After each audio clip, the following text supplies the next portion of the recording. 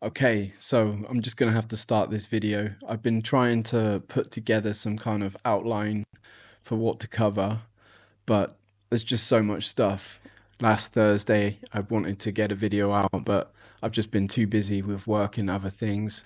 But in that time, I've been listening to some of Joe McMoneagle's books, audiobooks. I've been watching a ton of stuff on YouTube and been finding out about some other remote viewing groups and their different methods, which is really interesting.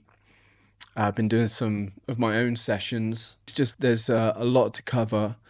I was going to see if I could maybe split this out into multiple videos, but I think there's only a handful of people watching anyway, so I'm not too worried about that. I think I'm just going to get it out now because I've got some other plans already for the next video.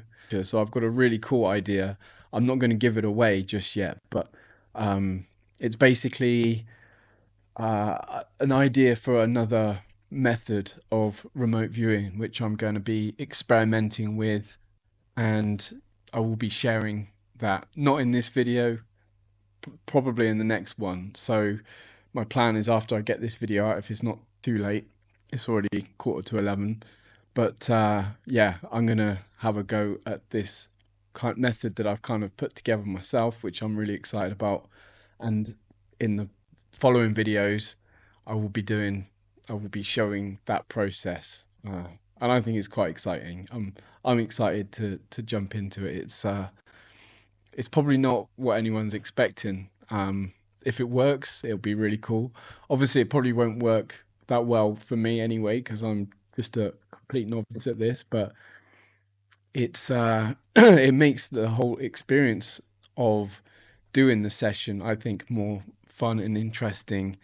And also, this new system will help with um, just uh, just actually being able to do some of the process. It's hard to explain without giving it away, so I won't talk too much about that one for now. So I want to give a shout out to J Brummel 4330, who left some really interesting comments, which sent down a rabbit hole on YouTube and many a late at night learning more new stuff. Suggested to me to check out No Rivets, which is run by a lady called Birdie, and it's yeah, she's another very experienced remote viewer. I believe she said she's been remote viewing for 30 years. She used to be the vice president of Farsight, and she has her own method, and it's really cool. I like it. I was kind of skeptical at first watching, I've been watching a lot of stuff, especially around like SRV, and I really like that. And I kind of thought, yeah, this is the where my focus will be. But after seeing her videos and her methodology, she calls it TDM, trans-dimensional mapping, and I really like it. Yeah, it really resonates with me. It's kind of fun. It's fast. It I've played around with it a little bit, and I've already had some good success with it. I just like the way that the process flows with this. It just seems like you're getting stuff done quicker and in a more interesting way. Yeah. Also, Jay Brummel, if you're listening, you left some details in the comments about what you got for the first target I set in the first video, and looking at what you came up with, it looks like you're definitely on target. That's really impressive.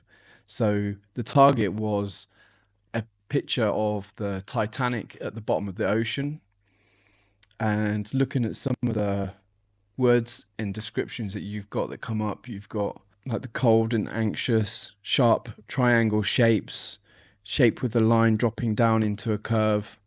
I mean, yeah, that definitely, to me, it seems like you're on target with that. So definitely well done. Have a go at the other targets that I've set as well, and I will set another one at the end of this video, and also I'll show what the target for the previous video was. Training wise, I went through a bunch more of the Farsight Voyager training videos, which are in Farsight Prime. And then I did the Farsight Advanced training, which is a single video. It's about an hour and 20 minutes by Aziz Brown. And that's actually free and is on YouTube. So I'll put a link down to that in the description section of this video. And that was really good. I mean, he covers like the whole advanced process from start to finish. And I also did some of the training sessions done by Birdie, who is the main person for the transdimensional mapping remote viewing. There's a bunch of YouTube videos from a long time ago, I think 2002. And I think there's like 3, maybe 4 videos of her showing her TDM process. And there's some other guy training with her as well. It's in a classroom where they're training people, and that was really cool. That was really interesting, and I like that process as well. In fact, I'm kind of liking bits and pieces of multiple different processes. So I kind of want to put my own process together, with the bits that I like from each one, basically. And this is going to go towards this new method that I'm going to be showing you next week. But yeah, it's not just about the method; it's also about the method, how you actually do it. Is going to be what's going to be interesting about that.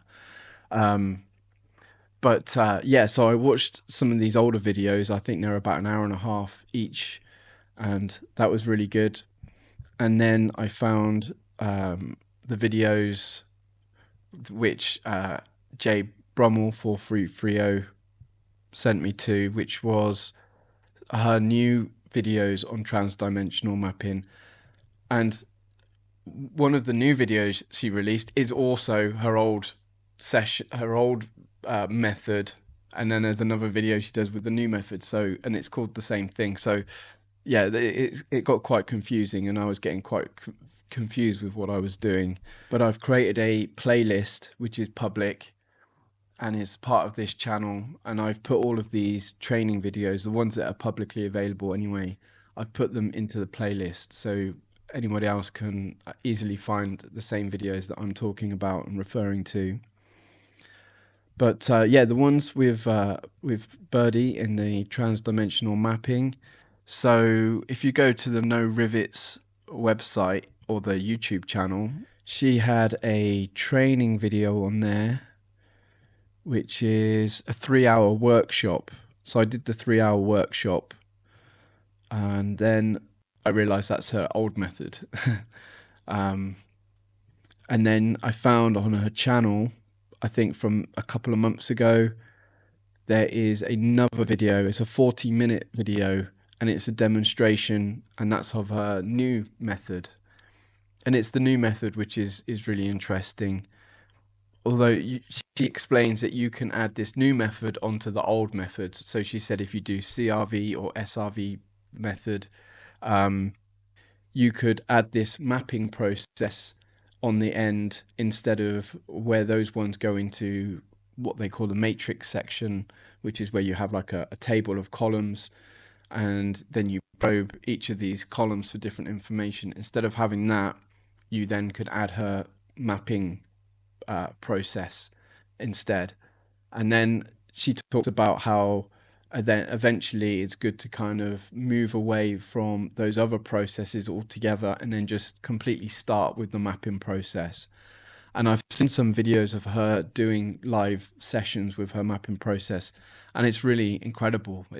She's very quick, very detailed, and she gets the information. She kind of gets to a conclusion quite quickly with it. It's really interesting to see. So I'll also link those videos down below as well. Her mapping process involves, it's more drawing and sketching and drawing lines, kind of like a mind map. She recommends really big pieces of paper, have everything in one scene. So then what you can do is draw lines between the items. So you may start writing down words that are coming to you so you do an ideogram and you probe the ideogram similar to the other processes, and then you start writing down words that come to you. but she actually organizes the words into separate areas on the paper. So she might have an area where she writes most of the emotional words, an area where she writes down words to do with structures, another where there's words that come out to do with people or subjects, and then she does little sketches that come to her. And then what she'll do is she'll draw lines between the different aspects, a subject and an emotion, and she'll draw a line, and then she'll ask like a question, why? How does this affect this person? And then under where she's written the why, she'll get more words that she'll add to kind of explain the connection between the two. And then she'll have connections to all different things on the page, and asking questions about how they relate to each other. And then from asking that question, that's giving her more words that come up, which she writes in that line connection. And then it gives her a much more clearer map and picture of everything that's in that scene, which is important, and how it all connects to each other. And I think that's what allows her to come to like a conclusion much more quickly, and seems a very accurate conclusion from the videos I've seen as well, they're really impressive. I'd like to just cover some of the things that I've learned in the last couple of weeks while I've been doing this research. There's another remote viewing group called HRVG, Hawaiian Remote Viewing Guild, and that's got people like Dick Algeier. I think Daz Smith is a part of that as well.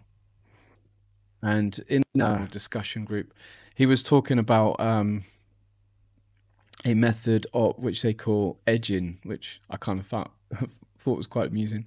It's a process that they use for getting imagery, and it still doesn't give the full process, but all I got from it was that there's some technique that they do where they put their hands, I think, under their the brow of their eye, the bottom of the top of the eye socket, and they put pressure on there, and they put their head down, and then they have a certain breathing pattern or breathing technique that they do. They'll put their intent out there of what they want to see, and then they'll get like a clearer image of that come to them.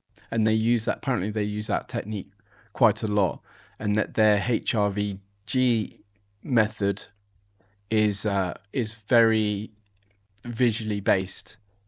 They rely a lot more on sketches and imagery, and so I believe they use this technique quite a bit. So I thought that was quite interesting. Another thing that I found was that these guys do a lot of sessions for one target. So when you see the videos of them presenting their work for a particular target that they've been set, and they have all this amazing data and information, it's very detailed. I was kind of wondering how you get to that stage of having all that information from a session. But then I heard it mentioned on a couple of these different things about the number of sessions they do. And I think it was Farsight and some of the guys from the HRVG group, I heard them mention that for a single target, they'll do about 9 sessions. And then I think for the Farsight guys, they'll do like 9 paper sessions before the bit that you see them do on the board, where they're writing out the final kind of conclusion that they've come to. So I think that's how they're getting that detailed information. When you see them on the board, that's not like the start of their session, or they've just done a quick paper session and then they're on the board giving you all this detailed information about the people and what they're up to and their scenario and stuff. They've actually done like 9 other sessions before that, and then what they're showing you is more of like a conclusion of them putting all that information together.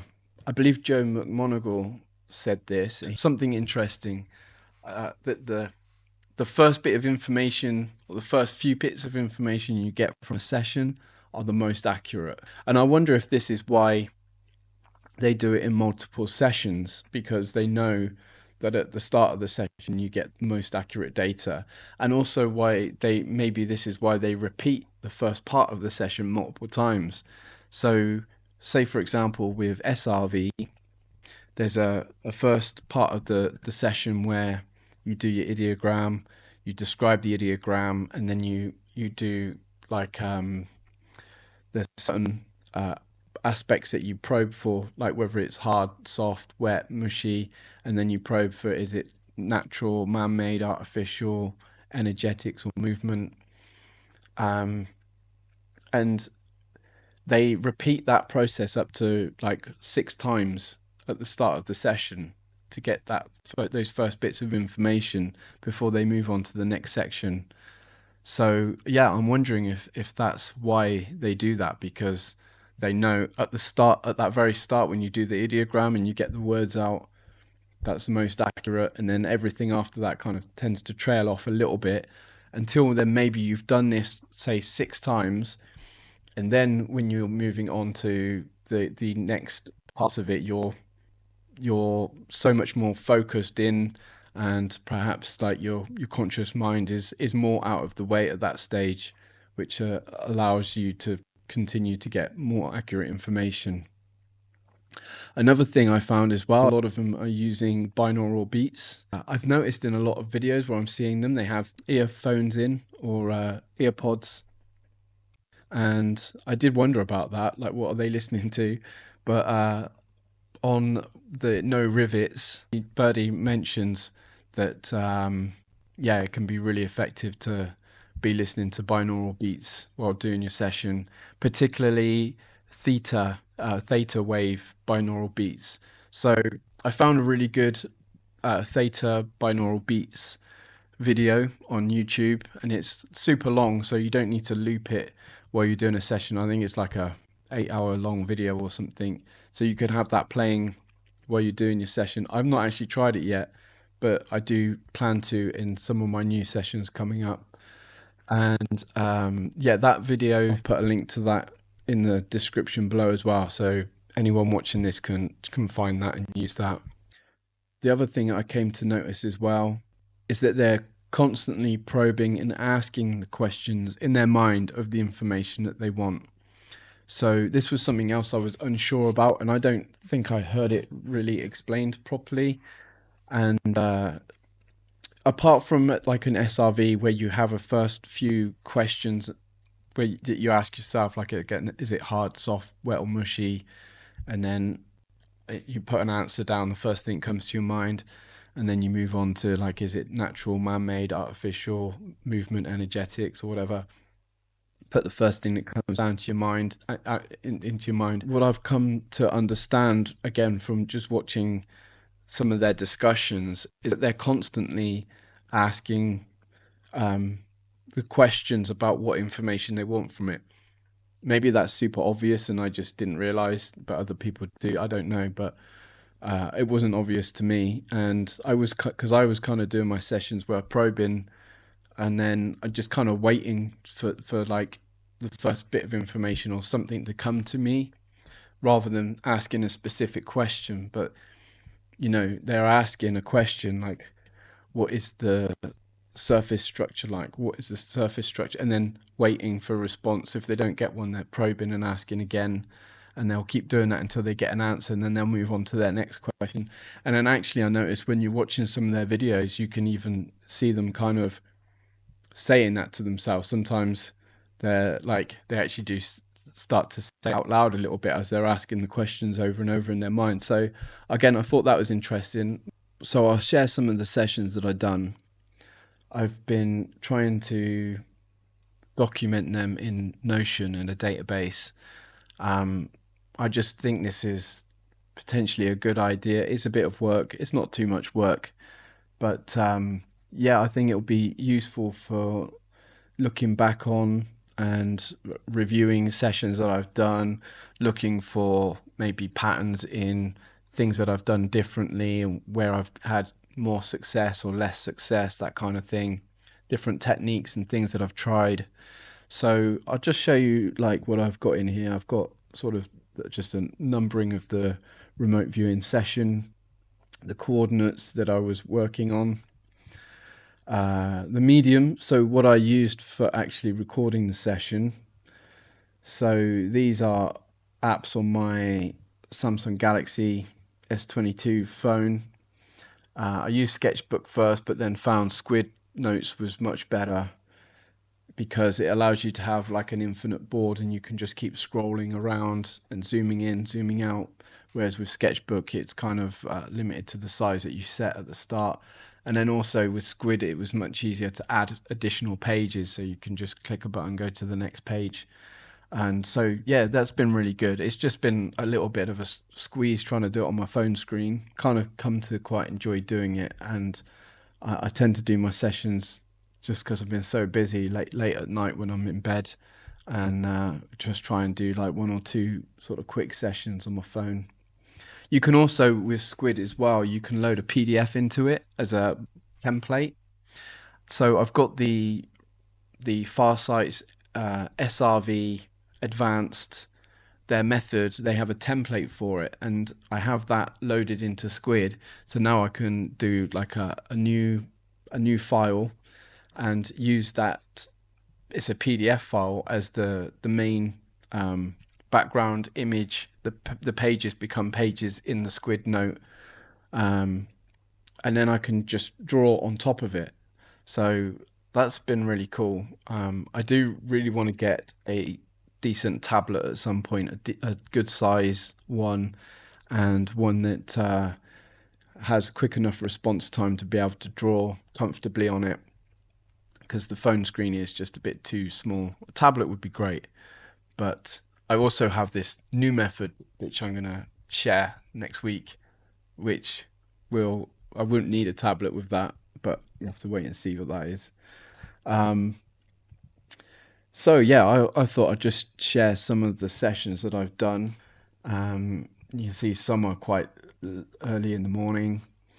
Actually, that seemed to work quite well. And I think being quite tired does help, because your conscious mind is a little more out of the way. The only reason it's not ideal is because I get so far through a session and then I'm just too tired. I find it's quite draining. It makes me quite tired quite quickly when I'm doing the session. I enjoy doing it, but it does make you quite tired. So actually, it could be a good cure if you're having problems sleeping. Try doing a remote viewing session on your phone, and yeah, it might help you to sleep.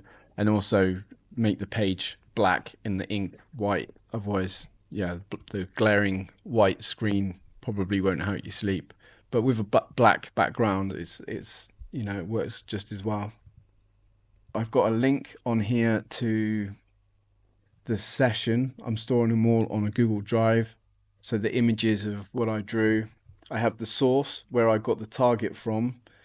So technical intuition YouTube video. I did a tutorial and did a target. Intuitive specialist website. They've got a load of targets on there. Farsight as well have. And then yeah, no rivets. So this was her workshop video that she did, and you went through a couple of targets during that workshop. And also I've got here the method of remote viewing that I was following for that session. Some of this is kind of loosely based because I didn't follow the method exactly, and I probably only did like a quarter of a full session. But yeah, it's good for me anyway to make a note of these details. I have like what the target was, and then an image to that source of the target that I was doing my session on. So yeah, that's how I've been logging what I've been doing. So if we take a look at some of these, okay, so yeah, this was done on my phone, and you can see it's using the SRV template, and then I was able just to draw over the top of it, and this is using Squid Note.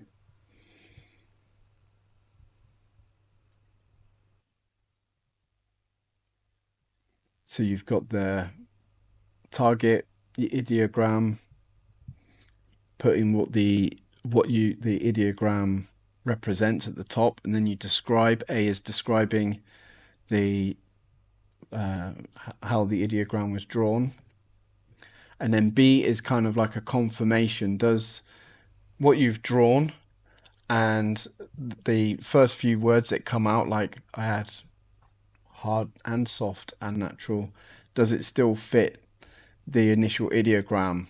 If it does, you put it there. If not, then no B. And yeah, hard, soft, and natural matches a subject, a person. So put a subject. And yeah, you do this multiple times. I had a D there, deduction. I just come up with a man in a suit for some reason, dark suit, white suit. I can't remember these sessions, so I'm not sure if this is accurate in any way or not. But we'll have a look at that together. Yeah, you see how many times you're repeating this first part of the session.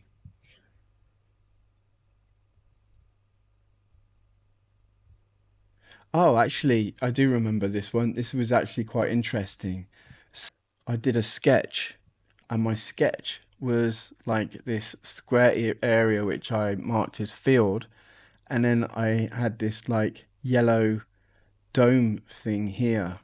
And actually, I remember when that image came to me, and I thought the yellow thing in the corner to me kind of looked like a yellow beetle, like a Volkswagen Beetle, like a shiny yellow beetle. But obviously, the image that I got quite quickly was very sort of vague and not that clear. But that was kind of what I thought. And then I had like a sketch of just like buildings came to me, and that's all I did on that one. But what was interesting, I thought was interesting, is when I actually had a look at what that target was. I found it here. It was on Remote Viewed, which I think is Daz Smith's website, and it's 11117854, which is this one here. And it was this. So yeah, I was really surprised when I saw that, because I thought my session was complete crap. I mean, there's a lot of stuff that's on there that doesn't make any sense, but just when I saw that, and I had the one sketch that I did on there was like a field, and then I had like a yellow dome, which in my mind when I drew it, I thought was like a yellow, like the top of a yellow Volkswagen Beetle. I saw this, and yeah, so I was, the rest of, like I said, the rest of the details and not that I got weren't very good, but I was just surprised when I saw that. So yeah, you can tell this is one I was doing on my phone late at night. I've got the black background. Um, I've not used the template on here. I was just kind of winging it. Well, actually, I say winging it. This is like the SRV method. What have I got here? Concrete, I think, like curved, curved sort of cylindrical concrete.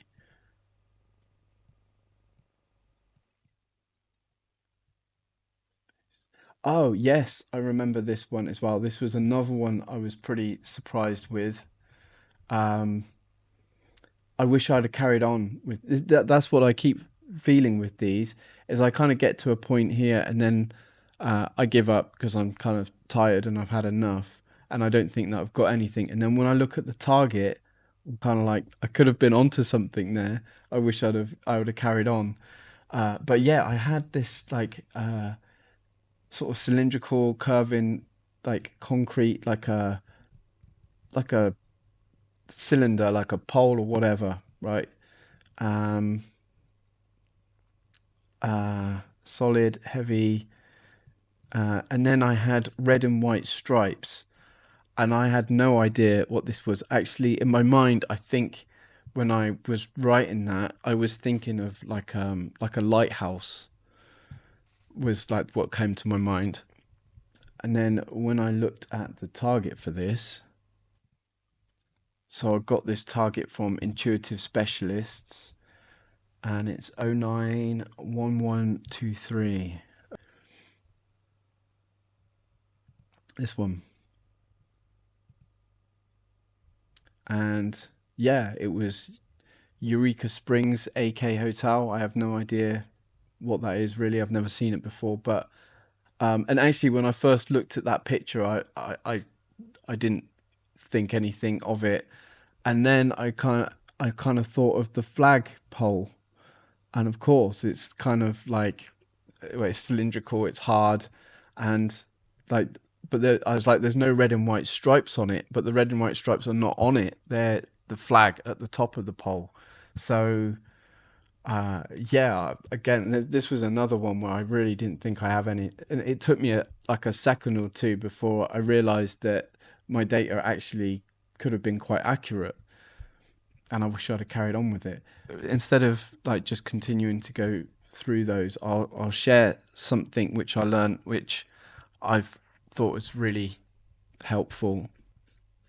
Breaking down all of those images or descriptions that you get into more basic sort of structures. And, if you do get a high level thing, and this is again from the TDM method, you write it down, and then underneath it I write why. So why did I get that? So for example, with the let me show some examples. Okay, so as an example, I've just pulled out one of my other sessions, and this is more in the vein of the TDM method. And you can see like my pages are a lot less structured. I'm just kind of sketching and writing all over it.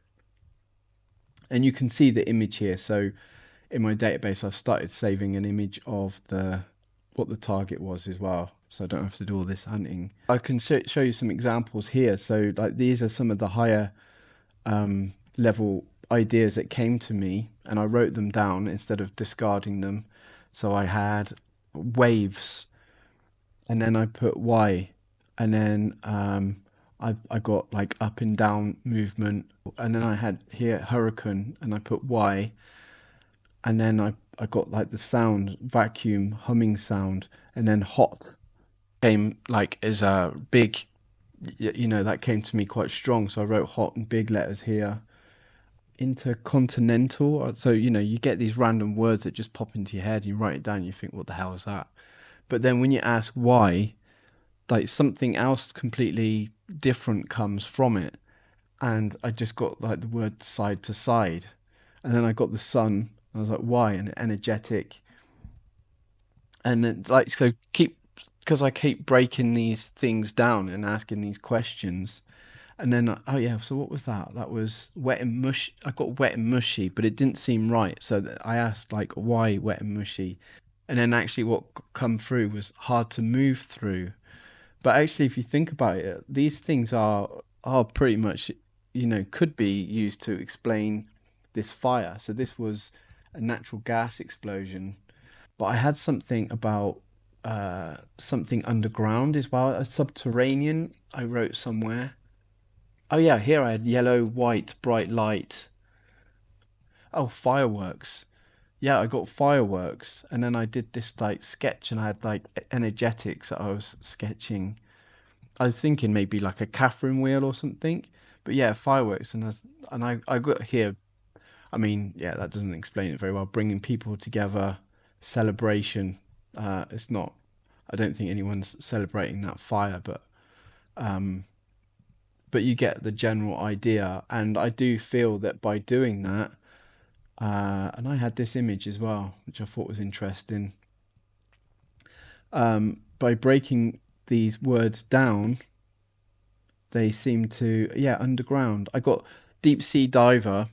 Why? So instead of, focusing on deep sea diver, I want to know what actually could that represent. And I got underground, dark, damp, goggles, mask. Well, if you think about it, this actual fire, it says it started underground. And yeah, like the mask and the goggles, I'm thinking, could be the firefighters in the scene somewhere. So yeah, I thought that was interesting. So certainly something to consider if when you're doing your session and you have like these words that come to you that are quite high level, and they, you don't just write it down, put a line under it, and put why, and then write the next few things that come to your mind when you ask that, and yeah, you could be surprised. Okay, so I'm gonna leave it there. I don't know how long this video is, but it's probably way too long. So I will end there. I will tell you what the target was for the last video. So the target I set last time was 33449091, and the actual target was the Tunguska event. So yeah, let me know how you got on with that. If anyone had any interesting sessions on that target, any interesting descriptions and data that came up, I'd love to hear it. Yeah, just put it down in the comments, and I could maybe review it or show it in next week's video. So the target for this week is 12992497. So have a go at that one, and if you can do the session before the next video comes out, put some of the descriptive words in the comment section, and I'd love to see those. What I'm thinking of doing is maybe setting up a website, and then people can upload their session images to that. Also, I think it'd be good to build like a bit of a community or group to work on doing these sessions. So it seems that all of these remote viewers work in teams, because you need someone, obviously you need to be blind to the target. So you, in a lot of cases, you need at least sort of two people, one person to target the other and vice versa. And then also if you have more than two people, you can get more data and more viewpoints on that data by setting a target to a group of people and then collecting all of that information before revealing the target. Will be really interesting. So yeah, if anyone's interested in that, let me know, and maybe we'll set up our own remote viewing group, institute, whatever, and yeah, I'll create a website. We could put our findings and targets and data that we gather and stuff on there. Tune in next time for me showing this new method which I'm playing with, which I may even have a go after I finish this video. So that's it. Ciao for now.